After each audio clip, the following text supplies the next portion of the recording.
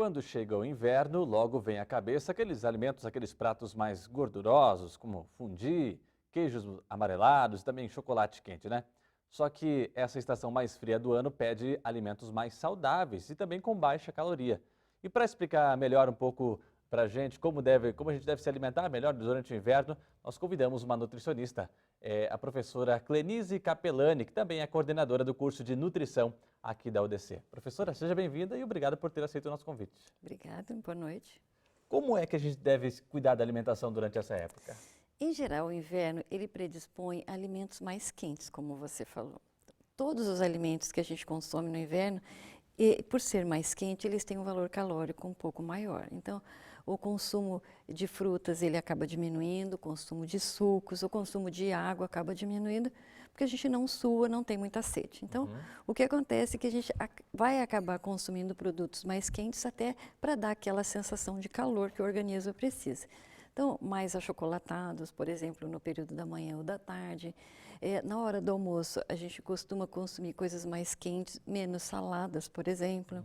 De tarde, novamente, os quentes, né? E de noite ou nas saídas, por exemplo, até as próprias bebidas alcoólicas que têm um valor calórico um pouco maior.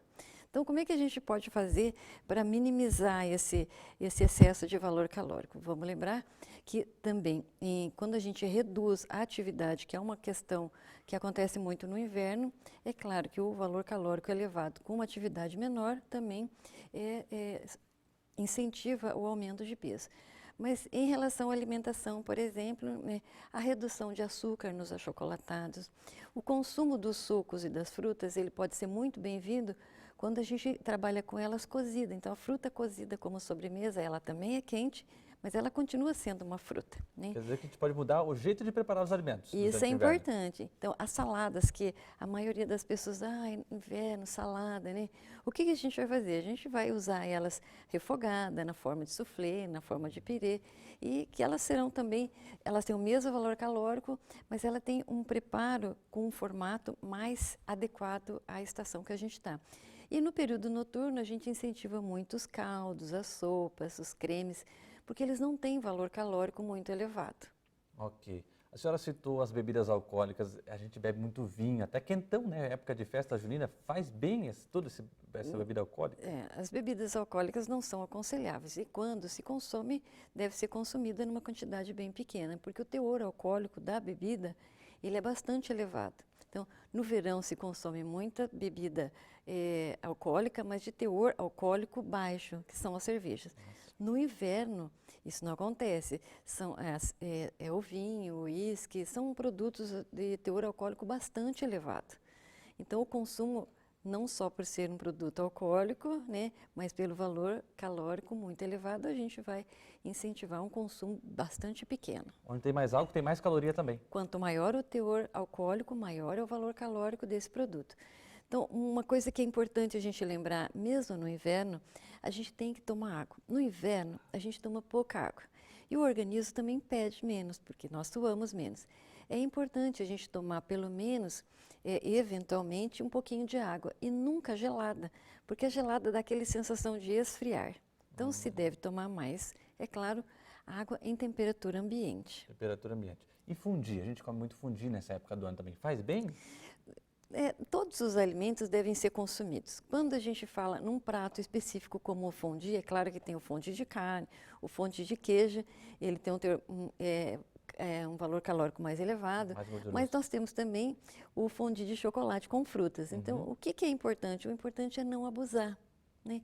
Então, não é o consumo elevado ou pequeno que pode fazer essa diferença, né? É a gente consumir aquelas porções que são necessárias. Não se consome fondue toda noite, né? A gente vai num sábado, num restaurante e acaba consumindo esse tipo de prato. Mas existem outros tipos de pratos que também são quentes, por exemplo, né? Que são os peixes. Né? Peixe nunca vai ter valor calórico muito elevado. Tem uma opção. Uma boa opção, né? As carnes é que tem um valor calórico um pouco mais elevado, mas a gente sempre pode contrabalançar com produtos que acompanham esses produtos, carne, né? Bovina principalmente, que é uma preferência, com pratos que não têm valor calórico tão elevado e que são à base de legumes, de vegetais para fazer esse acompanhamento. O peixe, geralmente a gente se lembra só do peixe na época da quaresma, né? Que é todo mundo da tradição, todo mundo come. E as sopas, a senhora falou que também é ideal, né? Sopas e caldos. As sopas, caldos e cremes, eles todos têm um valor calórico um pouco menor, até porque eles são feitos de vegetais. Então, a gente sempre incentiva que esses preparos, eles não sejam feitos com produtos muito gordurosos, né? Então, carnes que têm um teor muito elevado de gordura. Então, carnes mais magras não vão fazer a diferença no final do paladar. Porque quando a gente faz uma sopa de legumes, o que tem que dar o gosto é da sopa de legumes, né? São dos legumes e não da carne que está colocada lá dentro. Então, esse tipo de prato, ele é muito bem-vindo. Ele tem um elemento importante que é o líquido, já que a gente acaba reduzindo o consumo de água no inverno. A sopa, ela acrescenta um pouquinho mais de líquido ao teor diário hídrico que o organismo precisa. E os orientais têm o costume de beber chá, né? Durante o dia e também depois das refeições. Tem problema beber esse líquido quente depois da alimentação? Não se aconselha a tomar chá logo depois das refeições, né? O chá, ele é um excelente líquido para tomar, mas assim, como lanche. Depois das refeições é importante esperar um tempo para depois tomar um líquido. Quanto tempo? Assim, pelo menos uns 30 minutos. Nós temos que lembrar que os chás, a maioria deles, eles têm substâncias dentro chamadas taninos, que eles impedem a absorção de sais, minerais e vitaminas. Então, é importante o consumo desses produtos, para quem gosta, mas afastar um pouquinho do horário da refeição e colocar ele em lanches, por exemplo. Ele é sempre muito bem-vindo no lanche da tarde, na ceia, né? Antes de dormir, eles esquentam bastante. É bem gostoso no inverno. Legal. Professora, tem algum tipo de alimento que a gente pode tomar para evitar os resfriados nessa época de inverno? Nessa época de inverno, o que a gente deve consumir é sempre alimentos ricos em fontes de vitamina C. Nós encontramos vitamina C numa variedade muito grande de alimentos. Então, por exemplo, quase todos os produtos vermelhos vão ter vitamina C. Beterraba, Beterraba fruta, tem, cítrica. tomate, os vermelhos, Até né? o tomate. Tomate, claro, ele tem. E é importante lembrar as frutas cítricas, né? Que todas elas têm bastante vitamina C, mas nós temos também vitamina C nas folhas verdes. É né? mesmo? Isso. E a maioria dos alimentos, eles têm uma quantidade de minerais, não só a vitamina C, como outras vitaminas, em quantidades pequenas. Por isso é importante uma alimentação equilibrada e diversificada.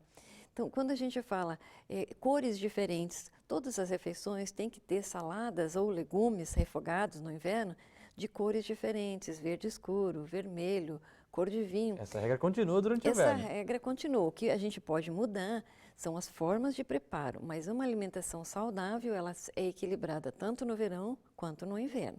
Muito se fala que é bom aumentar o consumo de alho para evitar a gripe. É verdade ou é mito?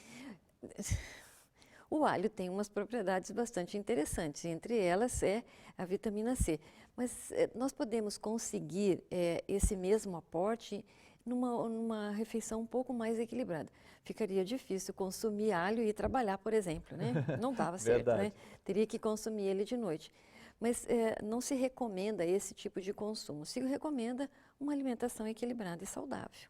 Professora, nessa época do ano, férias de julho, as crianças estão em casa. O que é que os pais podem fazer para a criança ter uma boa alimentação na época das férias? Em relação às crianças, uma coisa que é muito importante a gente fazer com elas é aproximar elas da cozinha, né? Mesmo? Então, hoje nós temos a internet com uma facilidade gigante, né, de fazer, por exemplo, lanches junto com as crianças. Tudo que a gente faz com a criança, ela aprende a fazer e é um incentivo para que ela consuma. Nada melhor do que fazer, por exemplo, ensinar a criança a fazer um suco, a descascar uma laranja da forma correta, numa idade que ela possa usar faca, claro, né?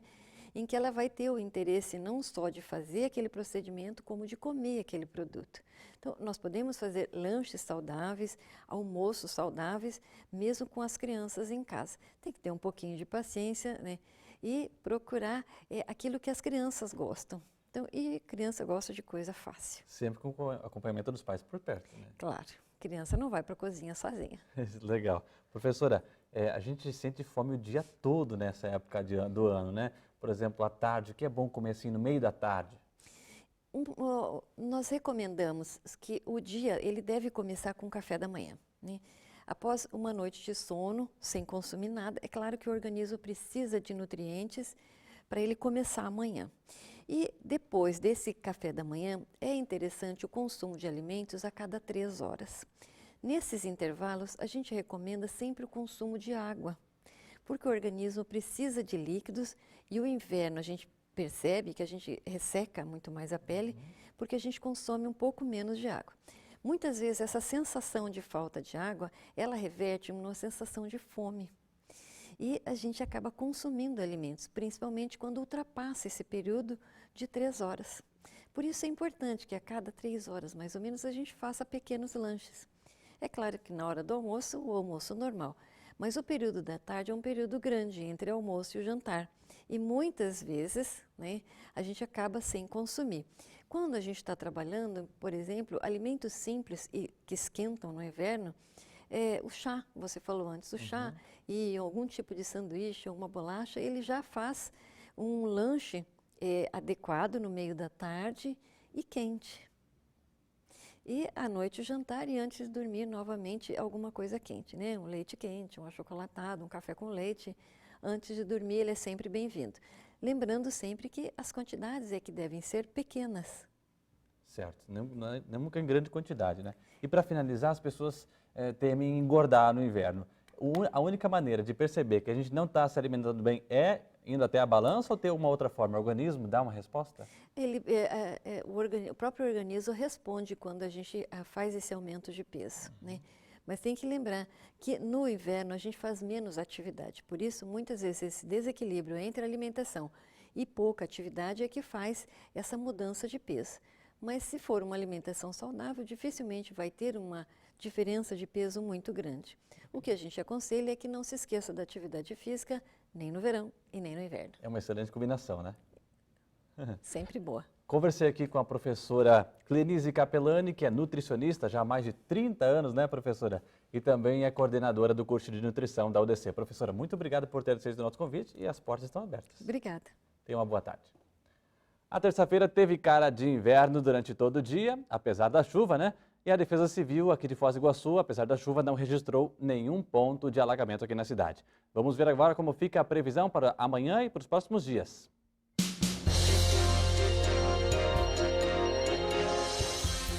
Hoje, terça-feira, 7 de julho, o dia começou com chuva em Foz do Iguaçu. Chuva essa que vai se estender até o próximo final de semana. Dá uma trégua na quinta, mas volta na sexta-feira. Para amanhã, quarta-feira, como era de se esperar, chove na cidade 16 milímetros. A mínima é de 15 graus e a máxima é de 21. A quinta-feira será um dia ensolarado, com poucas nuvens, mas pode ocorrer nevoeiro no início da manhã. Por isso, é importante andar com os faróis do carro sempre acesos. A mínima para a quinta é de 10 graus e a máxima pode chegar aos 20. Na sexta-feira o tempo fecha novamente, pode chover a qualquer hora. A mínima é de 11 e a máxima é de 21 graus na fronteira.